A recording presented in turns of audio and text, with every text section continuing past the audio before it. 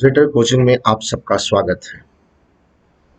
आज हम आपको ह्यूमन हेल्थ डिजीज का नया टॉपिक कैंसर बताना है।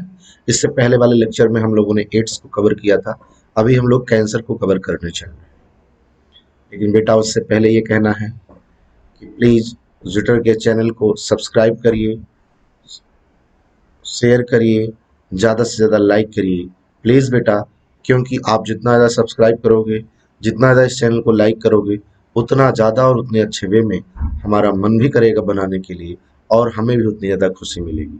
तो प्लीज़ इसको आप सब्सक्राइब भी करिए और लोगों को भी बोलिए कि इस चैनल को सब्सक्राइब करें। और हम लोग नया टॉपिक स्टार्ट करते हैं, ठीक है ना। कैंसर, बिना टाइम खराब किए हुए हम लोग कैंसर के बारे में बातचीत करते हैं। देखिए, ये टॉपिक जो है आपका कैंसर की, अगर हम बात करें कैंसर, ये इस समय अगर हम लोग एक बात मान सोचें तो हम लोगों को अक्सर सुनाई पड़ जाता है कि हमारे सराउंडिंग में किसी की कैंसर से डेथ हो रही है, किसी को कैंसर हो रहा। तो कितनी घातक बीमारी है उसके बारे में हम लोगों को बात करना है। कैसे इससे बचा जा सकता है कैंसर से, किस नाते कैंसर होता है, कैंसर होने के क्या क्या कारक हैं, यानी किस किस किन किन चीज़ों के नाते कैंसर होता है और क्या उपाय हो सकते हैं, कैसे बचा जा सकता है, इसका क्या इलाज आज के समय में संभव है। इन सब बातों पर हम लोग इस चैप्टर में चर्चा करेंगे। चलिए बिना देर हुए ही हम लोग कैंसर के बारे में बातचीत करते हैं। देखिए क्या लिखा है, cancer is one of the most dreaded disease of human beings. कहा गया cancer one of the most dreaded मतलब होता है बहुत ही ज्यादा भयंकर बीमारी है, बहुत ही ज्यादा भयंकर यानी बहुत ज्यादा खतरनाक बीमारी है ह्यूमन बींग्स। जितनी भी ह्यूमन बींग्स में बीमारियां होती हैं उनमें से कैंसर एक जो सबसे खतरनाक बीमारियों में से माना जाता है, वो कैंसर है ह्यूमन बींग्स में। And is a major cause of death all over the globe. पूरे विश्व में डेथ का एक ये बहुत बड़ा कारण भी है। कैंसर को बताया गया है कि मोस्ट ड्रेडेड डिजीज के मामले में बोला गया है, यानी बहुत ज्यादा भयंकर बीमारी है ह्यूमन बींग्स में। और ये पूरे विश्व में, ऐसा नहीं कि किसी पर्टिकुलर किसी एक नेशन में, किसी एक राष्ट्र में, किसी एक देश में, पूरे विश्व में ये डेथ का एक बहुत बड़ा कारण भी बन रहा है कैंसर। लिखा है more than a millions Indian suffer from cancer and a large number of them die from it annually. कहा गया है इंडिया में कि अगर हम लोग बात करें, मिलियंस लोग इससे सफर कर रहे हैं, यानी बिलियंस लोगों को, मिलियंस लोगों को इससे परेशानी है और लगभग जो है साल में लाखों लोगों का डेथ भी हो जाता है। उसकी बात किया गया the mechanism that अंडरलाई development of cancer और ऑन्कोजेनिक ट्रांसफॉर्मेशन ऑफ सेल। कहा गया है ये जो इसके पीछे मैकेनिज्म है, कैंसर क्यों होता है, तो एक बार आप ध्यान से सुनिएगा। आप लोगों ने एक चीज तो सुना ही होगा, हम सबकी बॉडी सेल से बनी हुई है और हम सबकी बॉडी की सेल डिवाइड करती है। अगर कहा जाए कि हम जो एक नॉर्मल चलन की बात बोली जाती है कि अगर हमारी बॉडी में डिवीजन जितना होना है उससे फास्ट होने लगता है, यानी अनकंट्रोल्ड ग्रोथ होने लगती है, तो जो तमाम तरीके की सेल या अनकंट्रोल्ड ग्रोथ करने लगती है वो कैंसरस सेल में कन्वर्ट होने लगती है। तो कहा गया है, अगर आपसे बोला जाए oncogenic transformation of the cell, ये बात यहां से डेवलपमेंट ऑफ कैंसर, चाहे कैंसर की बात करें या ऑन्कोजेनिक ट्रांसफॉर्मेशन की बात करें, ये इंपॉर्टेंट बात है ऑफ द सेल। कहा गया नॉर्मल सेल से कैंसरस सेल में कन्वर्ट हो जाना क्या कहलाता है, ऑन्कोजेनिक ट्रांसफॉर्मेशन ऑफ सेल कहलाता है। कोई भी सेल जो नॉर्मल सेल है, नॉर्मल सेल से कैंसरस सेल में कन्वर्ट हो जाना क्या कहलाता है, बोलो, ऑन्कोजेनिक ट्रांसफॉर्मेशन ऑफ सेल कहलाता है। आपकी बॉडी में सेल नॉर्मल है, अनकंट्रोल्ड ग्रोथ होने लगे और वो कैंसरस सेल में कन्वर्ट हो जाए तो ऑन्कोजेनिक ट्रांसफॉर्मेशन कहलाता है ऑफ द सेल। बहुत इंपॉर्टेंट बात है, नॉर्मल सेल से कैंसर या कैंसरस सेल में कन्वर्ट होना ही क्या कहलाता है, ऑन्कोजेनिक ट्रांसफॉर्मेशन कहलाता है। इस बात को ध्यान देना। Its treatment and control have been some of the most intense area of research in a biology and medicine. कहा गया कैंसर सेल के बारे में जानना समझना ये एक रिसर्च के लिए बहुत बड़ी एरिया बन गई है। रिसर्चर के लिए, जो लोग रिसर्च करते हैं कि कैंसर क्यों हो रहा है, ये कैसे इसको कंट्रोल किया जा सकता है, कहा गया है ये इस समय बहुत बड़ा फील्ड माना जाता है रिसर्च करने वालों के लिए, जो बायोलॉजी में रिसर्च करते हैं या मेडिसिन के लिए जो काम करते हैं, कि इसका कैसे कंट्रोल किया जा सकता है, उसकी बात किया। तो यहां से दो इतने अभी बात से जो दो बात इंपॉर्टेंट है वो ये है कि कैंसर के लिए कहा गया मोस्ट ड्रेडेड डिजीज, यानी सब बहुत ही भयंकर बीमारी ह्यूमन बींग्स में जितनी भी बीमारियां होती हैं उनमें से एक भयंकर बीमारी के रूप में कैंसर को जाना जाता है। बताया गया मिलियंस ऑफ पीपल सफर कर रहे हैं इससे। इंडिया में बात करें, लाखों लोग साल में मरते भी हैं, डेथ भी होती है लोगों की इससे। कहा गया नॉर्मल सेल से ऑन्कोजेनिक ट्रांसफॉर्मेशन हो जाना ही, यानी नॉर्मल सेल से कैंसर सेल को में कन्वर्ट हो जाना, ये क्या कहलाता है? ऑन्कोजेनिक ट्रांसफॉर्मेशन कहलाता है। मैं इस पर स्टार भी बना देता हूं, इस बात को आप ध्यान देना है बहुत ज्यादा। क्या ऑन्कोजेनिक ट्रांसफॉर्मेशन क्या है? नॉर्मल सेल से कैंसर सेल में कन्वर्ट होना क्या कहलाता है? ऑन्कोजेनिक। कहा गया एक ये इस समय बहुत बड़ी एरिया हो गई है इस पर वर्क करने के लिए। तो जो रिसर्च कर रहे हैं वो उनके लिए भी, जो मेडिसिन के फील्ड में काम कर रहे हैं उनके लिए भी, यानी इसको कैसे कंट्रोल किया जा सकता है, कैसे इसका रोकथाम किया जा सकता है, इसके आगे देखिए अगला paragraph. In our body cell growth and differentiation is a highly controlled and regulated. मैंने क्या बताया? बहुत इंपॉर्टेंट बात। हमारी बॉडी में जो सेल का डिवीजन होता है वो जेनेटिक कंट्रोल के तहत होता है। अगर आप साइटोलॉजी पढ़े हो, यानी सब कुछ एक सिस्टम से होता है। सेल का डिवीजन, उसका मैचुरेशन यानी उसका डेवलपमेंट, ये सब कुछ जेनेटिक कंट्रोल के तहत होता है, हाईली कंट्रोल्ड मैनर में होता है, उसकी बात किया गया। कहा गया in cancer cell there is a breakdown of these regulatory mechanism. अब इंपॉर्टेंट बात यह है, यहां से बहुत ज्यादा इंपॉर्टेंट बात है, समझिएगा। कहा गया है कि हम लोगों की बॉडी में जो बात बताई गई है कि जो कैंसर सेल के लिए बात बताई गई है, कहा गया अगर हमारी नॉर्मल बॉडी है और हमारी नॉर्मल बॉडी का फिनोमिना है कि सेल की आराम से ग्रोथ होगी, सेल आराम से डिवाइड करेगी, उसका आराम से डेवलपमेंट होगा। आराम से मेरा कहने का मतलब है सब कुछ एक सिस्टमेटिक वे में होगा, उसके पीछे एक मैकेनिज्म काम करता है, वो आराम से उसी हिसाब से चलता है, जेनेटिक कंट्रोल के तहत होगा। लेकिन जब बॉडी की सेल कैंसरस सेल में कन्वर्ट होती है तो जो ये एक सिस्टम होता है कि सेल का डिवीजन कैसे होना है, डेवलपमेंट कैसे होना है, कैंसरस सेल उस चीज को फॉलो नहीं करती है। लिखा there is break down of these regulatory mechanism. Body में जो वो रेगुलेटरी मैकेनिज्म जो सेल को डिवीजन कराता है और एक सिस्टमेटिक वे में कराता है, उसको उस रेगुलेटरी मैकेनिज्म को कैंसरस सेल फॉलो नहीं करती। बॉडी की नॉर्मल सेल डिवीजन के रेगुलेटरी मैकेनिज्म को तो फॉलो करती हैं, लेकिन कभी भी कैंसरस सेल बॉडी के रेगुलेटरी मैकेनिज्म को फॉलो नहीं करती हैं, उसकी बात लिखा है। Normal cell show a property called contact inhibition by virtue of which contact with other cell inhibits their uncontrolled growth। आप इस बात को बहुत ही अच्छे ढंग से सुनना, बहुत ही अच्छे ढंग से। क्या है कॉन्टैक्ट इनहिबिशन प्रोसेस, क्या होता है, ये इंपॉर्टेंट बात है। कॉन्टैक्ट इनहिबिशन प्रोसेस किसे कहते हैं, ये बात आपके लिए बहुत ज्यादा इंपॉर्टेंट है कि कॉन्टैक्ट इनहिबिशन प्रोसेस किसे कहते हैं। कहा गया कॉन्टैक्ट इनहिबिशन प्रोसेस उस प्रोसेस को कहते हैं, कौन से सेल फॉलो करते हैं, कैंसरस सेल या नॉर्मल सेल। कहा गया कॉन्टैक्ट इनहिबिशन प्रोसेस को नॉर्मल सेल फॉलो करती हैं, कैंसरस सेल कभी भी कॉन्टैक्ट इनहिबिशन प्रोसेस को फॉलो नहीं करते हैं। ये बात बताया गया। क्या मतलब है? कहा गया कि कॉन्टैक्ट इनहिबिशन का मतलब क्या होता है, अब आपको ये बताना है।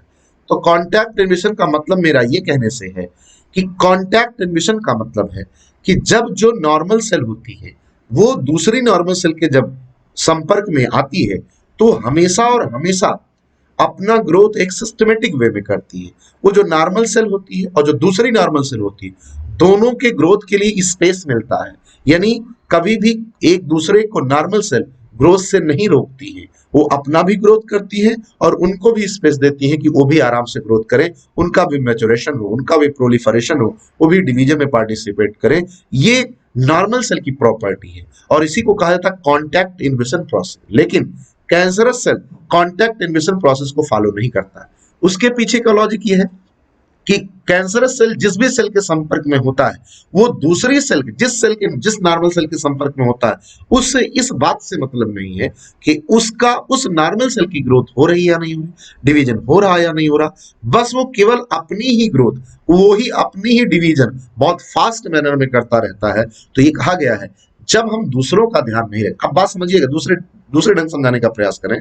ऐसे मान लीजिए हम दो लोग हैं, हम अपना भी चाहें कि हमारी भी ग्रोथ हो और जो हमारे साथ दूसरा है उसकी भी ग्रोथ हो, ये नॉर्मल सेल की बात है।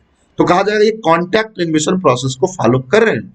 लेकिन अगर हम किसी के साथ हैं, हम केवल अपने बारे में सोच रहे हैं, दूसरे के बारे में नहीं, तो हम कहेंगे हम कॉन्टैक्ट इन्वेशन प्रोसेस को फॉलो नहीं कर रहे हैं। यानी नॉर्मल सेल तो एक दूसरे की सेल डिवीजन में, एक दूसरे के ग्रोथ में कोई प्रॉब्लम क्रिएट नहीं करती। लेकिन जो कैंसरस सेल होती है, केवल वो जब किसी भी सेल के संपर्क में हो, सबसे पहली बात तो उसको अफेक्टेड भी कर देती है और दूसरी बात केवल उसी की ग्रोथ होती है, दूसरे सेल की ग्रोथ नहीं हो पाती है। इसी नाते कहा गया है cancerous cell contact invasion process को फॉलो नहीं करता है, normal cell contact invasion process को फॉलो करता है। ये एक बहुत इंपॉर्टेंट बात है, इसकी बात करें। Cancer cell appears to have lost this property. This property मतलब किस प्रॉपर्टी को खो देता है? कॉन्टैक्ट इन्वेशन वाली प्रॉपर्टी को। जो कैंसरस सेल होती हैं वो कॉन्टैक्ट इन्वेशन प्रोसेस को फॉलो नहीं करते हैं। Very most important, contact invasion process को कौन फॉलो करता है? Normal cell. मतलब दो नॉर्मल सेल अगर एक दूसरे के समीप पास हैं तो दोनों अपना ग्रोथ करेंगी। लेकिन कैंसरस सेल इस प्रॉपर्टी को फॉलो नहीं करता है। कैंसरस सेल जिस सेल के संपर्क में होती है उस सेल की ग्रोथ को रोक देती है और केवल अपना ही ग्रोथ करती है, अपना ही डेवलपमेंट करती है। तो कहा गया cancerous cell contact invasion process को फॉलो नहीं करते। आगे देखिए, as a result of this cancerous cell just continue to divide or giving rise to mass of the cell and called बोलो क्या कहलाता है? ट्यूमर। अब जब cancerous cell contact invasion process को फॉलो नहीं करता है तो वो क्या करता है? अपने नंबर को ज्यादा से ज्यादा बढ़ाता है और एक समय में चल करके बहुत सारी सेल की ग्रोथ हो जाने के नाते वो किसमें कन्वर्ट हो जाए? ट्यूमर में। और हमें कहते हैं कैंसर है। अब आगे आप देखिए, ट्यूमर यानी कैंसर, ट्यूमर यानी कैंसर कितने टाइप का होता है ये आपको ध्यान रखना है। ट्यूमर यानी बोली क्या भाई? कैंसर। कितने टाइप का होता है? लिखा 2 टाइप का। बहुत इंपॉर्टेंट बात है, बेसिक बात है, समझने की बात है। कैंसर कितने टाइप का होता है, ट्यूमर कितने टाइप का होता है? लिखा गया एक बिनाइन ट्यूमर और दूसरा होता है मैलिग्नेंट ट्यूमर। कैंसर कितने टाइप का होता है? बोले भाई 2 टाइप का। एक कौन सा? बिनाइन टाइप का। दूसरा कौन सा? मैलिग्नेंट टाइप का। लिखा है benign tumour normally remain confined their original location and do not spread to other part of the body and cause little damage। कहा गया है कैंसर कितने प्रकार का होता है? 2। एक कौन सा बोलिए? Benign tumour. और एक कौन सा बोलिए? Malignant tumour. कहा गया 2 प्रकार के होते हैं। उनमें जो बिनाइन ट्यूमर होता है, ये कैंसर जिस जगह पर बॉडी के जिस लोकेशन पर होता है बस उतनी ही एरिया को डैमेज करता है, पूरी बॉडी में नहीं फैलता है, या यूं कह ले ज्यादा एरिया को इन्फेक्टेड नहीं करता है। ये किसकी प्रॉपर्टी? बिनाइन ट्यूमर की। यानी 2 प्रकार की कैंसर होते हैं, एक बिनाइन ट्यूमर होता है, एक बिनाइन कैंसर होता है, एक मैलिग्नेंट ट्यूमर होता है। बिनाइन कैंसर बॉडी के जिस लोकेशन जिस पोजीशन पर कैंसर सेल बनती हैं वहीं रह जाती हैं, वो ज्यादा एरिया को अफेक्ट नहीं करती हैं और थोड़ा डैमेज करती हैं, इसे कहा गया बिनाइन ट्यूमर कहा गया। उसी तरफ दूसरी तरफ देखिए क्या लिखा है, द मैलिग्नेंट ट्यूमर। इंपॉर्टेंट बात, ध्यान दीजिएगा, कैंसर 2 प्रकार का, एक बिनाइन जहां पर होता है बस उतनी एरिया को अफेक्टेड करता है, दूसरा malignant tumour. On the other hand are the mass of proliferating cell called बोलो क्या? नियोप्लास्टिक, और बोलो क्या? Tumour cell. कहा गया है जो मैलिग्नेंट ट्यूमर होता है वो बहुत तेजी से ग्रोथ करता है और उसको हम लोग क्या कहते हैं, नियोप्लास्टिक सेल भी कहते हैं या ट्यूमर कहते हैं। यानी आप एक चीज जान लीजिएगा, बहुत इंपॉर्टेंट बात है, आपसे पूछा जाए नियोप्लास्टिक सेल मतलब कहोगे कैंसरस सेल, नियोप्लास्टिक सेल। अब दूसरी बात है, नियोप्लास्टिक सेल मतलब कैंसरस सेल, ट्यूमर मतलब कैंसरस सेल, नियोप्लास्टिक मतलब कैंसरस सेल। और ये नियोप्लास्टिक की बात किया गया है, कहा गया है इनका ग्रोथ ज्यादा होता है, यानी दूसरी एरिया को भी अफेक्टेड कर सकते हैं। These are cell grow very rapidly, यानी मैलिग्नेंट ट्यूमर में जब जिस सेल में मैलिग्नेंट ट्यूमर नाम का कैंसर होता है वो सेल बहुत तेजी से रैपिडली यानी बहुत तेजी से ग्रो करती है। लिखा invading and damaging the surrounding normal tissue. कहा गया इतना ही नहीं है, आपने तो सुना बिनाइन ट्यूमर जहां होता है बस उतनी एरिया को डैमेज करता है। कहा गया मैलिग्नेंट ट्यूमर क्या करता है, बहुत तेजी से फैलता है और अपने आसपास के टिश्यू को भी क्या करता है, जो उसके आसपास के नॉर्मल सेल होती है, जो कैंसरस सेल नहीं होती है, उनको भी अपने चपेट में ले लेता है, उनको भी अफेक्टेड कर देता है, उनको भी प्रभावित कर देता है। तो आपसे पूछा जाएगा कि अगर कैंसर बॉडी में किसी लोकेशन पोजीशन पर हुई है और कोई उतनी ही एरिया को वो डिस्टर्ब करता है तो कौन सा कहलाएगा, कहोगे बिनाइन।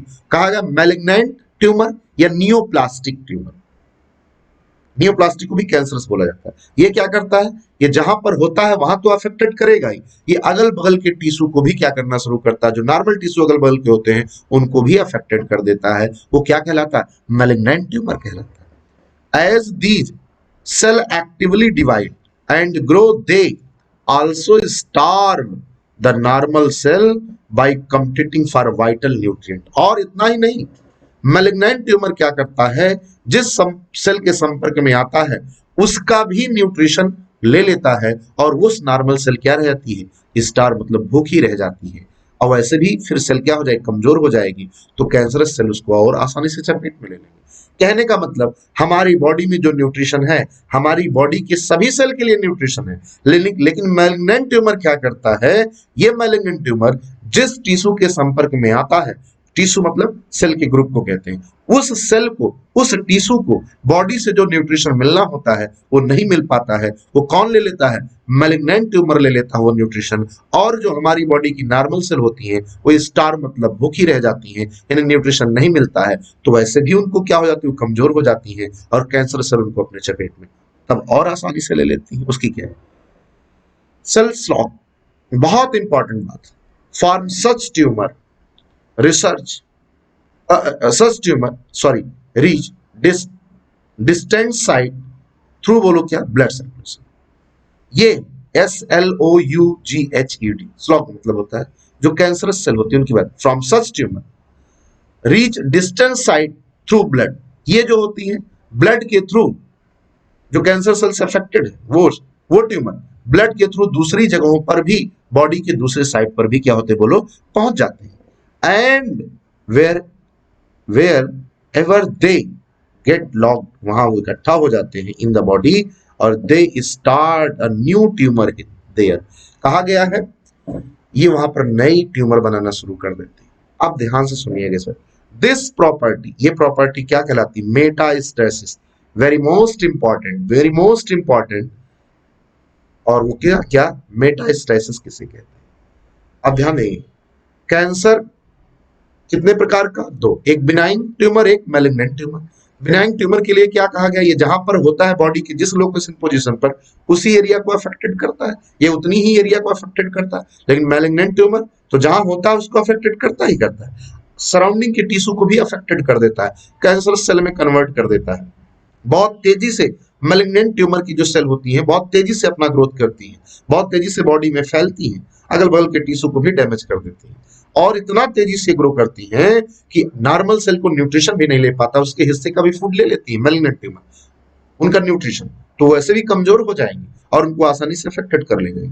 और कैंसर सेल की बात बताया गया, जो ट्यूमर कैंसर सेल है, जो कैंसर ट्यूमर है उसका कुछ पार्ट SLOUGHED स्लॉग, उसका कैंसरस सेल से जो अफेक्टेड सेल अलग हुई उसकी बात कर रहे हैं। स्लॉग मतलब फ्रॉम, वो क्या करती है, बॉडी उस कैंसरस सेल से निकलती हैं, ब्लड के थ्रू होती हुई हमारे बॉडी के डिफरेंट पार्ट में भी पहुंच सकती हैं और वहां पर जाकर के वो इकट्ठा हो जाती हैं, तो अगल बगल की सेल को भी, वहां की सेल को भी डैमेज करना शुरू करती हैं और नया ट्यूमर वहां काज करना शुरू कर देती हैं। ब्लड के थ्रू होते हुए एक जगह से दूसरी जगह भी पहुंच जाती हैं मैलिग्नेंट ट्यूमर की कुछ पार्ट, कुछ हिस्सा, और वो जाकर जहां पहुंचती है बॉडी के दूसरे पार्ट में, उस एरिया को भी अफेक्टेड कर देते हैं। और यही प्रॉपर्टी क्या कहलाती है? Metastasis is the most feared property of malignant tumour. कहा गया मैलिग्नेंट ट्यूमर की सबसे खतरनाक, सबसे डरावनी प्रॉपर्टी अगर कोई है तो वो क्या है? मेटास्टेसिस। मेटास्टेसिस का मतलब है जहां पर बॉडी के जिस लोकेशन पोजीशन पर मैलिग्नेंट ट्यूमर हुआ है वहां से उसका कुछ हिस्सा अलग होकर के ब्लड के थ्रू जब दूसरी जगह की सेल को भी जाकर के अफेक्टेड कर देता है और वहां भी कैंसरस सेल बनाने लगता है। इस प्रॉपर्टी को मेटास्टेसिस कहते हैं। फिर से सुनिएगा, मैलिग्नेंट ट्यूमर जहां पर है उस एरिया को, अगल बगल की एरिया को, सबको अफेक्टेड कर रहा है, बॉडी में दूसरे हिस्से में भी जाकर के अफेक्टेड कर रहा है। इतना ही नहीं, वो आपके जो बॉडी में ब्लड सर्कुलेशन होता है उसके थ्रू मैलिग्नेंट ट्यूमर की यानी कुछ अफेक्टेड सेल वो बॉडी के दूसरे भी पार्ट में पहुंच जाती है ब्लड के थ्रू और वहां के एरिया को भी अफेक्टेड कर देते हैं, यानी कैंसरस सेल में कन्वर्ट करने लगते हैं। ये प्रॉपर्टी क्या कहलाती है? मेटास्टेसिस कहलाती है। कौन सी प्रॉपर्टी? एक जगह से मैलिग्नेंट ट्यूमर का, एक जगह से कैंसरस सेल का ब्लड के थ्रू होते हुए दूसरी जगह किसी बॉडी के दूसरे लोकेशन पोजीशन पर जाकर के वहां पर कैंसर काज कर देना मेटास्टेसिस कहलाता है। और ये मैलिग्नेंट ट्यूमर की एक सबसे भयावह, सबसे खतरनाक प्रॉपर्टी होती है कि दूसरी जगहों पर भी जाकर के अफेक्ट करने लगती है, वहां भी कैंसर काज करने लगती है। तो ये बात है। तो अभी तक आपने कैंसर जाना क्या होता है, खतरनाक बीमारी होती है। ऑन्कोजेनिक ट्रांसफॉर्मेशन मतलब होता है नॉर्मल सेल से कैंसर सेल में कन्वर्ट हो जाना। और कॉन्टैक्ट इन्वेशन प्रॉपर्टी की बात किया गया। कॉन्टैक्ट इन्वेशन प्रॉपर्टी कौन शो करता है? Normal cell. क्या cancerous cell contact invasion property show करती है? लिखा lost. Cancerous cell contact invasion property को नहीं शो करती हैं। ट्यूमर कितने टाइप के होते हैं? दो, एक बिनाइन ट्यूमर, दूसरा कौन सा? Malignant tumour. कौन सा? केवल उसी लोकेशन पोजीशन पर रहता है जहां पर होता है वो benign tumour. Malignant tumour body के दूसरे हिस्सों में भी जाकर के वो कैंसर काज कर सकता है और ये मेटास्टेसिस कहलाता है। और मैलिग्नेंट ट्यूमर की ये सबसे खतरनाक, सबसे भयावह प्रॉपर्टी होती है कि जो एक जगह से वो ब्लड सर्कुलेशन के थ्रू दूसरे जगह भी जाकर के वहां की सेल को भी कैंसर बना देता है और वो मेटास्टेसिस कहलाता है। इसकी बात करें, ठीक है बेटा। आगे हम लोग चलते हैं। अब लिखा गया cause of cancer. Cause of cancer क्या लिखा है बोलिए? Cause of cancer. ये बहुत कैंसर होने का कारण लिखा, transformation of normal cell into cancerous यानी नियोप्लास्टिक सेल। मैंने आपको बताया नॉर्मल सेल से कैंसरस सेल यानी नियोप्लास्टिक सेल में कन्वर्ट। नियोप्लास्टिक का मतलब भी क्या होता है बोलो? कैंसरस। ध्यान रखिएगा, कहीं नियोप्लास्टिक सेल लिखे आ जाए इसका मतलब बॉडी की कौन सी सेल? कैंसर। नॉर्मल सेल से कैंसर सेल में कन्वर्ट होना। May be induced by physical, chemical और बोलो क्या? Biological agent. कहा गया नॉर्मल सेल से कैंसरस सेल में कन्वर्ट होना यानी नियोप्लास्टिक सेल में कन्वर्ट होना यानी कैंसर सेल में कन्वर्ट होना शायद ये किसके नाते होता है? तो कहा गया फिजिकल, कुछ फिजिकल एजेंट होंगे, कुछ केमिकल एजेंट होंगे और कुछ बायोलॉजिकल एजेंट होंगे जिनके नाते हमारी बॉडी में कैंसर काज होता है। और कहा गया वो agent, these agent are called carcinogen. वो एजेंट जिनके नाते बॉडी में कैंसर काज होता है, जिनके नाते बॉडी में कैंसर होता है, उसको हम लोग क्या कहते हैं? कार्सिनोजेन कहते हैं। चाहे वो किसी के नाते, चाहे वो कोई फिजिकल एजेंट हो, चाहे वो कोई केमिकल एजेंट हो, चाहे वो कोई बायोलॉजिकल एजेंट हो। क्या होता है फिजिकल एजेंट अभी बताते हैं। चाहे वो कोई फिजिकल कारण हो कैंसर होने का, चाहे वो कोई केमिकल कारण हो कैंसर होने का, चाहे वो कोई बायोलॉजिकल कारक हो कैंसर काज करने का, वो जिसके नाते भी कैंसर काज होता है उसको, उस एजेंट को हम लोग क्या बोलते हैं? कार्सिनोजेंस बोलते हैं। क्या बोलते हैं बोलो? कार्सिन। जिस रीजन से, जिस एजेंट से कैंसर हमारी बॉडी में या किसी की बॉडी में काज होता है उसको क्या कहा जाता है? कार्सिनोजेन कहा जाता है। क्या कहता है बोलो?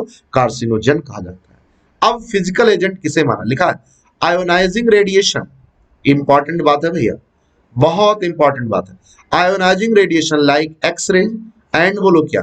Gamma rays and non ionising radiation like UV cause DNA damage leading to बोलो क्या? Neoplastic transformation. बहुत ध्यान से सुनना।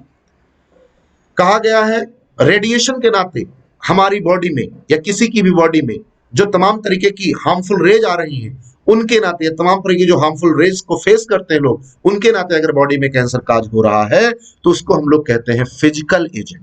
क्या मानते हैं बोलो? फिजिकल। यानी कैंसर काज होने के तीन कारण, तीन एजेंट, एक तो फिजिकल एजेंट, एक तो केमिकल एजेंट, दूसरा कौन सा बोलो? तीसरा, पहला फिजिकल एजेंट, दूसरा केमिकल एजेंट, तीसरा कौन सा बोलो? Biological agent. इन तीनों में से जो भी कैंसर काज करेगा या किसी के जिसके नाते भी कैंसर काज होता है उसको कार्सिनोजन बोला जाता है। आप कहा गया इन रेडिएशन में आपसे क्वेश्चन पूछा जा सकता है कि आयोनाइजिंग कौन से ऐसे आयोनाइजिंग रेडिएशन जो कैंसर काज करती है?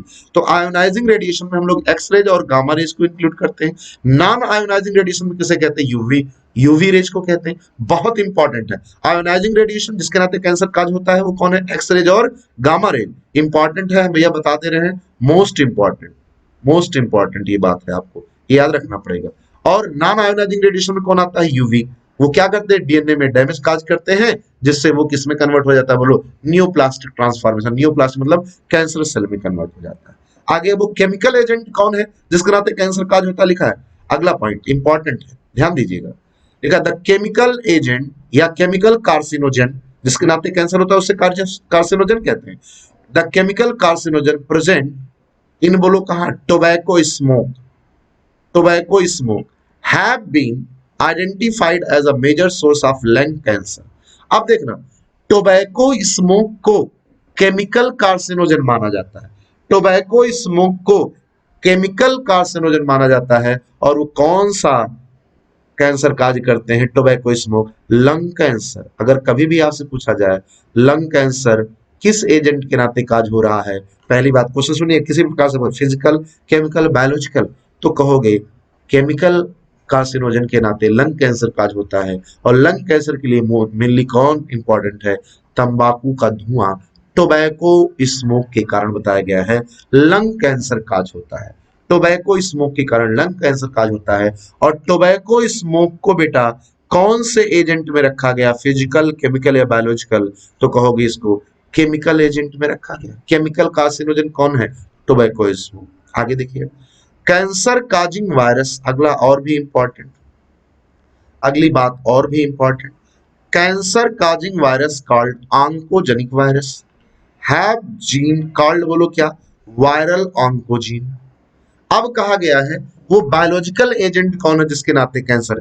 तो कहा गया है वो वायरस जिनके नाते ऑन्कोजेनिक सेल में कन्वर्जन हो रहा है, वो क्या? जो वायरस के नाते कैंसर काज हो रहा है उसको हम लोग ऑन्कोजेनिक वायरस कहते हैं। क्या कहते हैं बोलो? ऑन्कोजेनिक। तो ऑन्कोजेनिक जो वायरस है वो किस में आ गया बोलो, जो कैंसर काज कर रहा है? तो कहोगे बायोलॉजिकल एजेंट में आ गया। अब कैंसर काज होने के तीन कार्सिनोजन बताओ, तीन एजेंट बताओ, एक फिजिकल, एक केमिकल, एक बायोलॉजिकल। अब आपसे पूछ रहे हैं कि जरा मुझे बताओ फिजिकल एजेंट कौन है? तो आप कहोगे जो तमाम तरीके की रेडिएशन होती है, जैसे एक्स रेज, गामा रेज। बताओ ये आयोनाइजिंग रेडिएशन कहलाती है या नॉन आयोनाइजिंग? कहा जाएगा एक्स रेज और गामा रेज आयोनाइजिंग रेडिएशन कहलाती है, और यूवी जो होती है वो नॉन आयोनाइजिंग रेडिएशन कहलाती है।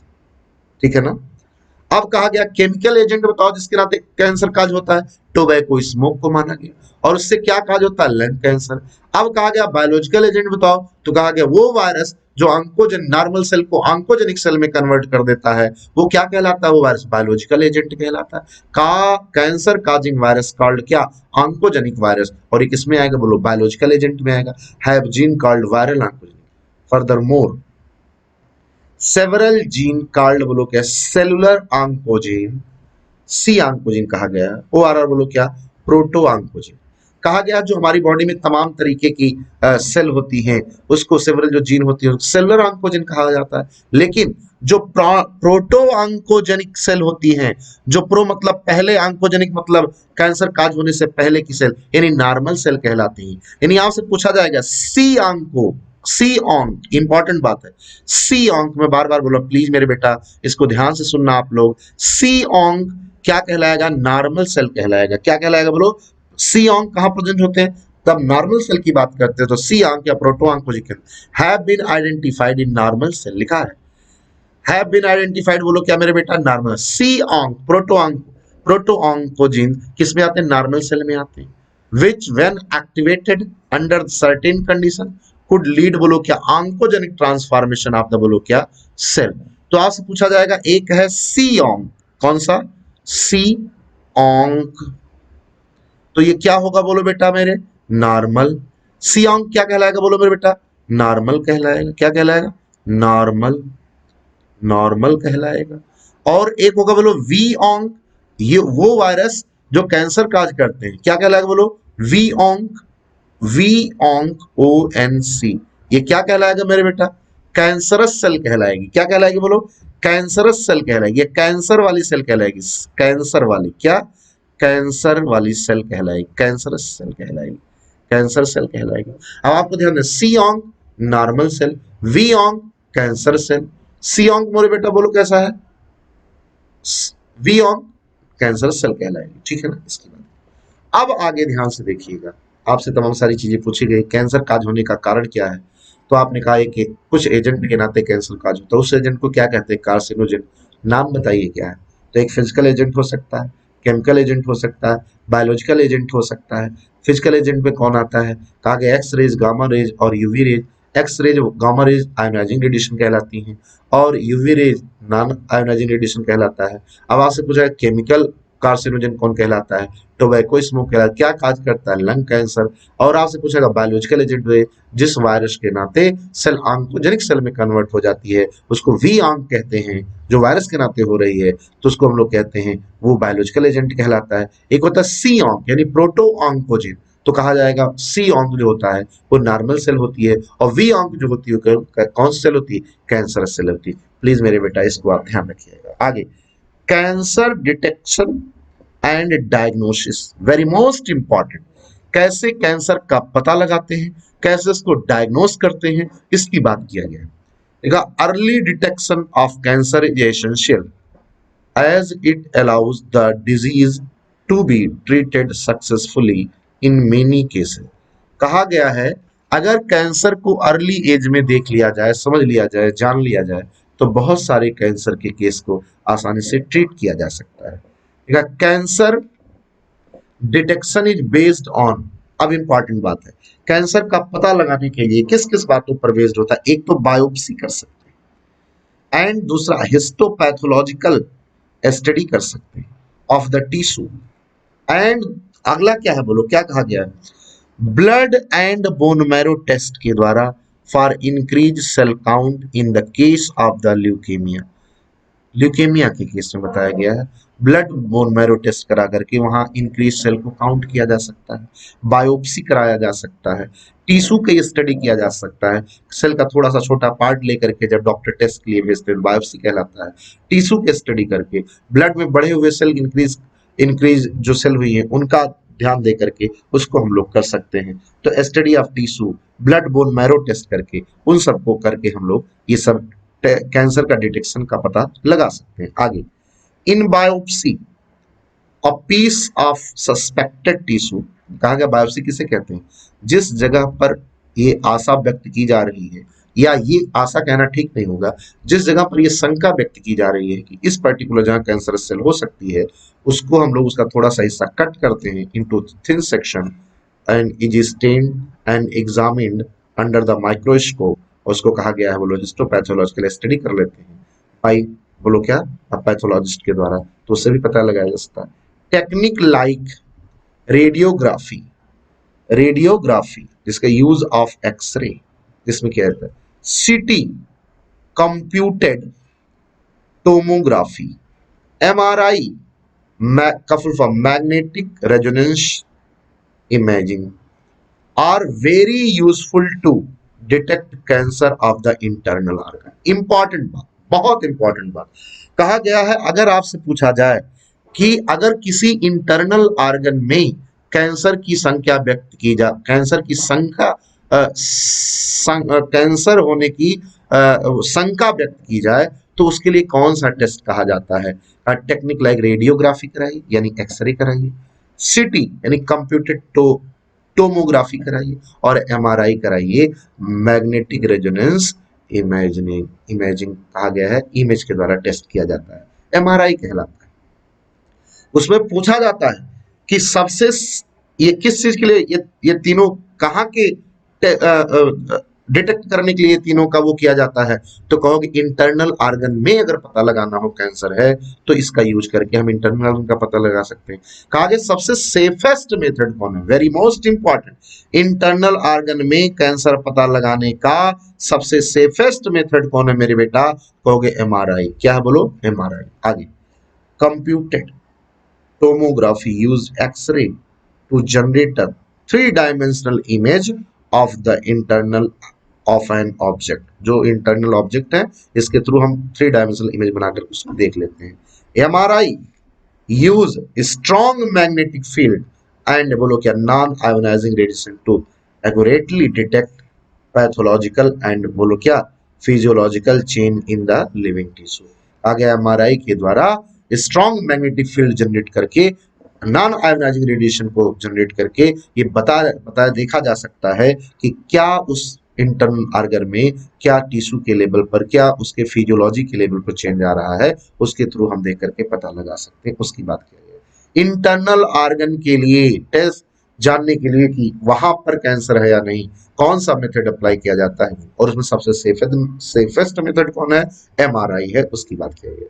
आगे लिखा गया एंटीबॉडी, क्या दिया जाता बोलो, एंटीबॉडी। ये भी इंपॉर्टेंट बात है, antibody against cancer specific antigen are also used for detect of certain cancer. कहा गया है एंटीबॉडी का भी यूज हम लोग कैंसर के डिटेक्शन में करते हैं, और किसके अगेंस्ट दिया जाता है, कैंसर सेल के लिए। लिखा कैंसर स्पेसिफिक एंटीजन के लिए एंटीबॉडी भी प्रोड्यूस करके देखा जाता है। Technique of molecular biology can be applied to detect gene in individuals with inherited susceptibility to certain cancer। ये मॉलिक्यूलर वाली बात को भी अब देख लीजिएगा क्या लिखा गया है, बहुत अच्छे से कहा गया है। एक टेक्निक और होती है जो मॉलिक्यूल्स के लेवल पर देखा जाता है, अप्लाइड करके जीन में देखा जाता है कि उसका किसके लिए ज्यादा ससेप्टेबिलिटी है, उसके थ्रू हम जीन के थ्रू भी वो मॉलिक्यूलर चेंज करके जीन में उसको भी देख सकते हैं कि किसके लिए ये ज्यादा, मतलब कैंसर किससे ज्यादा काज होने की संभावना है, उससे भी पता लगा सकते हैं। Identification of such gene which predispose an individual to certain cancer may be very helpful in prevention of बोलो क्या, कैंसर। कहा गया इस प्रकार के जीन का पता लगाना कि कौन जीन के लिए ऐसा, इस जीन के लिए पर्टिकुलर के लिए कौन ऐसा है जो इसको कैंसर की तरफ बढ़ाने का काम करता है, पर्टिकुलर किस जीन में कौन सा ऐसा मॉलिक्यूल है जो इसे कैंसर की तरफ ले जाने का काम करता है, यानी उसमें कैंसर काज करने का काम करता है। ये भी एक बहुत बड़ा मेथड है कि हम डिफरेंट टाइप के मॉलिक्यूल्स का यूज करके जीन लेवल पर ये देखें कि किसके नाते इस जीन में पर्टिकुलर कैंसर हो सकता है, तो उसको भी, ये भी कैंसर से बचने का एक बहुत बड़ा उपाय है। ये पता लग जाएगी तो उसका हम यूज ही नहीं करेंगे, या हम पता लगा लेंगे किसके नाते कैंसर होता है। ये भी एक बहुत बड़ा कारण है। सच individuals may be advised to avoid exposure to particular carcinogen। कहा गया ऐसे लोग जो किसी के लिए जिनकी बॉडी में ज्यादा ससेप्टिबिलिटी हो, या यूं कह लो किसी चीज के लिए जिनके बॉडी में, किसी भी कार्सिनोजन के लिए जिनके बॉडी में, जिस जीन में कार्सिनोजन के लिए कोई जीन ऐसा हो जो बहुत जल्दी वो उसको कैंसर सेल में कन्वर्ट कर देता हो, ऐसे लोगों को एक्सपोजर से बचना चाहिए। विच दे आर ससेप्टेबल, जो उसके लिए क्या हो बोलो, ससेप्टेबल हो। जैसे tobacco mosaic in case of बोलो क्या, लंग कैंसर। कहा गया है टोबैको स्मोक से बचना चाहिए।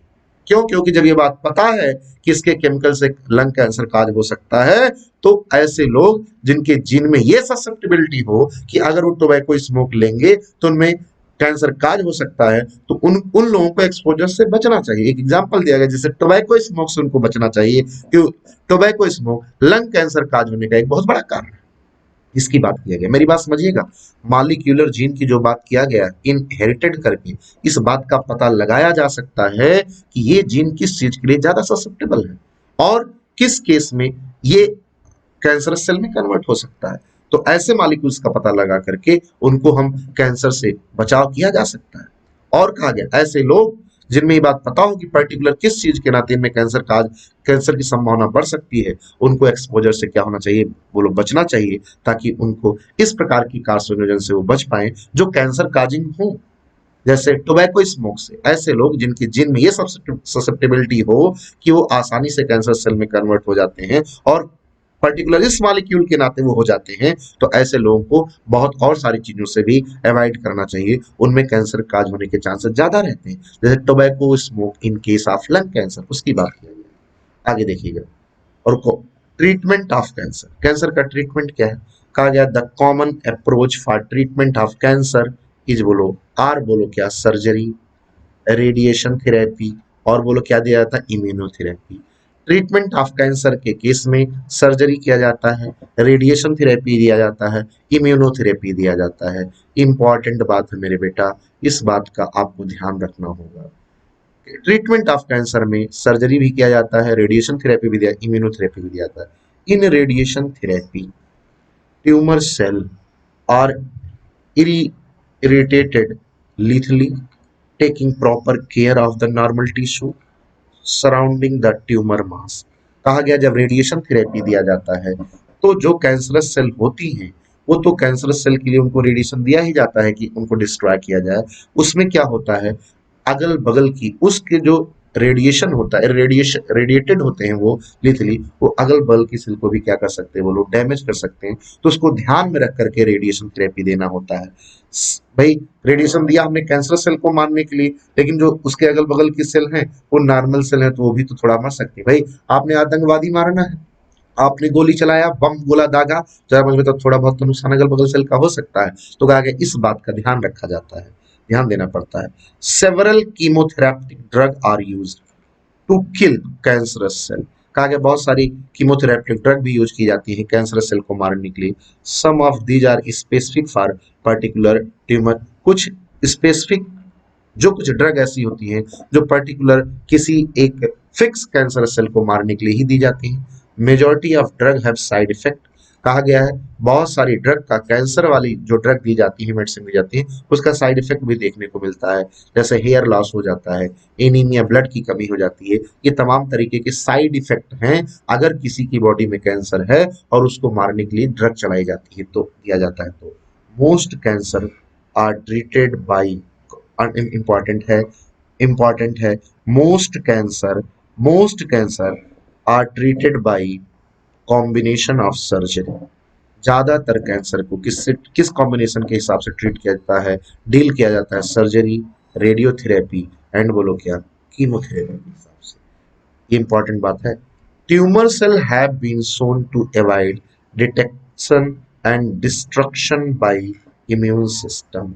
भैया ध्यान रखिएगा, tumour cell have been shown to avoid detection and बोलो क्या, destruction by immune system. Therefore क्या कहा जा सकता है, देयरफॉर बता दो उसका मतलब क्या। The patient are given substance called बोलो क्या, biological response modifier. Very most important कहा जाएगा बायोलॉजिकल रिस्पॉन्स मॉडिफायर कौन होते हैं, तो कहा जाएगा बायोलॉजिकल रिस्पॉन्स मॉडिफायर होते हैं अल्फा इंटरफेरॉन। कौन होते बोलो, अल्फा इंटरफेरॉन। मेरे बेटा बहुत एज बोलो क्या, अल्फा इंटरफेरॉन बहुत इंपॉर्टेंट है, बहुत ज्यादा इंपॉर्टेंट, विच आर एक्टिवेट कर देते हैं इम्यून रिस्पॉन्स को एंड हेल्प क्या, डिस्ट्रॉइंग द बोलो क्या, ट्यूमर सेल।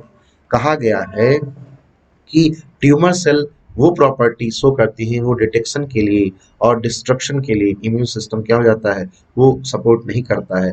कहा गया है फिर क्या होता है, अल्फा इंटरफेरॉन दिया जाता है जिससे इम्यून सिस्टम एक्टिवेट हो जाता है और वो ट्यूमर सेल को डिस्ट्रॉय करने में क्या हेल्प करता है, हेल्प करता है। तो आपको जब बायोलॉजिकल रिस्पॉन्स मॉडिफायर कौन होता है जो कैंसर सेल को मारने में हेल्प करता है, तो अल्फा इंटरफेरॉन।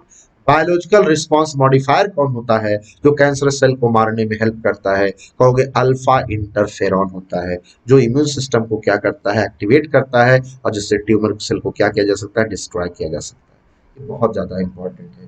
तो ये बेटा आपका था कैंसरस सेल की बात थी। अगले टर्न पर हम लोग पढ़ेंगे ड्रग, एल्कोहल एंड एब्यूजेस की बात पढ़ेंगे, लेकिन आज आपको हम लोगों ने कैंसर के बारे में पढ़ा। तो अभी जो हम लोगों ने सीखा कि क्या क्या सीखा, मोटी मोटी बात करते हैं। कैंसर जो होता है मोस्ट ड्रेडेड डिजीज होता है, ये सीखा। और हम लोगों ने सीखा कितने लोग उससे मरते हैं। ऑन्कोजेनिक ट्रांसफॉर्मेशन का मतलब क्या होता है, यानी cancerous cell. Contact invasion process क्या होता है वो आपने जाना। ट्यूमर कितने टाइप के होते हैं वो आपने जाना। Benign tumour, malignant tumour. Metastasis क्या होता है आपने वो जाना। इसके बाद आपने जाना कि कैंसर काज होने का कारण क्या है। कार्सिनोजन है वो आप, कार्सिनोजन किसे कहते हैं वो आप जाना। फिजिकल कार्सिनोजन क्या है, केमिकल कार्सिनोजन क्या है, बायोलॉजिकल कार्सिनोजन आपने वो जाना। अगर हम पूछ रहे हैं बायोलॉजिकल कार्सिनोजन कौन है, वो वायरस जिसके नाते कैंसर होता है बायोलॉजिकल कार्सिनोजन है। केमिकल कार्सिनोजन कौन है, टोबैको स्मोक को हम लोग केमिकल कार्सिनोजन कहते हैं, वो लंग कैंसर में आता है। फिजिकल में कौन आते हैं, रेडिएशन आते हैं, वो एक्सरेज भी हो सकते हैं, गामा रेज, ये किस कैटेगरी में आते हैं, आयोनाइजिंग रेडिएशन में। नॉन आयोनाइजिंग रेडिएशन कौन आता है, यूवी, ये सब आपने जाना। प्रोटो ऑन्कोजिन किसे कहते हैं, सी ऑन्क किसे कहते हैं, नॉर्मल सेल को कहते हैं। वी ऑन्क किसे कहते हैं, कैंसरस सेल को कहते हैं। वी ऑन्क किसे कहते हैं, कैंसरस सेल को कहते हैं। कैंसर के लिए डिटेक्शन के लिए, डायग्नोसिस के लिए क्या आपने देखा, बायोप्सी होती है, हिस्टोपैथोलॉजिकल स्टडी किया जाता है, और ब्लड और बोन मैरो का टेस्ट किया जाता है, जिसमें जो सेल इंक्रीज हुई है उसके बारे में पता लगाया जा सकता है। बायोप्सी में क्या होता है कि एक छोटा सा टिश्यू का टुकड़ा लेकर के उसके बारे में स्टडी करते हैं। इंटरनल ऑर्गन के लिए अगर पता लगाना हो कि कैंसर इंटरनल ऑर्गन में है तो कैसे पता लगाया जा सकता है, आपने रेडियोग्राफी का यूज ऑफ एक्सरे की बात किया, सीटी कंप्यूटेड टोमोग्राफी की बात किया, तो आपने एमआरआई की बात किया। सबसे मेथड, सेफेस्ट मेथड कौन है इंटरनल ऑर्गन में कैंसर का पता लगाने के लिए, आपने एमआरआई कहा। ये सब तमाम सारी बातें आपने पढ़ा। एंटीबॉडी भी दिया जाता है अगेंस्ट कैंसर स्पेसिफिक एंटीजन के लिए, वो भी आपने जाना। मॉलिक्यूलर टेक्नोलॉजी भी यूज की जाती है कैंसर सेल को समझने में, पहचानने में। जिन के लेवल पर इंट्रोड्यूस करके देखा जाता है कि कौन सा मॉलिक्यूल किस जिन के लिए कितना ज्यादा ससेप्टेबल है, और उससे किससे कैंसर, वो कैंसर सेल में कन्वर्ट हो सकता है, उसको देखा जाता है। फिर इसके बाद देखा जाता है कि ऐसे व्यक्ति में जिसमें किसी भी कार्सिनोजन के लिए जिनका जीन ज्यादा ससेप्टेबल हो, उनको एक्सपोजर से बचना चाहिए, उसकी बात किया जाता है। ट्रीटमेंट की बात किया जाता है, सर्जरी किया जाता है, रेडियोथेरेपी किया जाता है, इम्यूनोथेरेपी दिया जाता है, उसकी बात आपने किया। कहा गया रेडिएशन थेरेपी में थोड़ा ध्यान रखना पड़ता है कि कैंसर सेल को तो मारा जाता है, लेकिन अगल बगल की सेल भी थोड़ा डैमेज हो सकती हैं, उन सब बातों को ध्यान दिया जाता है। कीमोथेरेप्टिक ड्रग भी तमाम तरीके की दी जाती हैं, जिसका साइड इफेक्ट भी बताया गया, हेयर लॉस है, एनीमिया हो सकता है, और ये तमाम तरीके की बात की गया। एक कॉम्बिनेशन के तहत जो कैंसर ठीक किया जाता है, सर्जरी होता है, रेडियोथेरेपी होता है, कीमोथेरेपी, ये most cancers are treated by किस कॉम्बिनेशन के थ्रू ट्रीट किए जाते हैं, इसकी बात किया गया है। कहा गया अल्फा इंटरफेरॉन दिया जाता है ताकि आपकी बॉडी का इम्यून सिस्टम एक्टिवेट हो सके और जो है कैंसर सेल को मार सके, उसकी बात किया जाता है। उसको क्या कहता है बोलो, बायोलॉजिकल रिस्पॉन्स मॉडिफायर कहा जाता है, जो आपकी बॉडी की इम्यून सिस्टम। ठीक है बेटा, तो हम लोगों ने कैंसर को कवर कर लिया है। आप ध्यान इस बात का रखिएगा कि अगला टॉपिक हम लोगों का जो है ड्रग, एल्कोहल एंड एब्यूज का है, उसको हम लोग अगले लेक्चर में देखेंगे। तब तक के लिए अपना ध्यान रखिएगा, अपने सराउंडिंग का ध्यान रखिएगा, मस्त रहिएगा, खुश रहिएगा, मुस्कुराते रहिएगा, और हाँ, ट्विटर चैनल को सब्सक्राइब करना मत भूलिएगा प्लीज। क्यों? क्योंकि आपका एक सब्सक्रिप्शन हमें प्रेरित करता है कि हम और मेहनत करें। तो हमारा और आपका म्यूचुअल अंडरस्टैंडिंग है, हम आपको प्रेरित करते हैं, और जब आप में थोड़ा सा ग्रोथ दिखाई पड़ता है तो उससे हम प्रेरित होते हैं, यानी हमें जो आप एक कैटलिस्ट की तरीके से हमारे लिए काम करते हो, ठीक है ना। तो क्या करोगे बेटा बताओ। और दूसरी बात, आपके सपोर्ट की हमें जरूरत भी, इसको ध्यान रखिएगा, आपका, आपके सपोर्ट की हमको जरूरत भी है। बिना किसी लाग लपेट के हम आपसे कह रहे हैं, आपके सपोर्ट की हमें जरूरत है, ठीक है ना। तो खूब खुश रहिए, खूब मस्त रहिए, जाइए, ऑल द बेस्ट।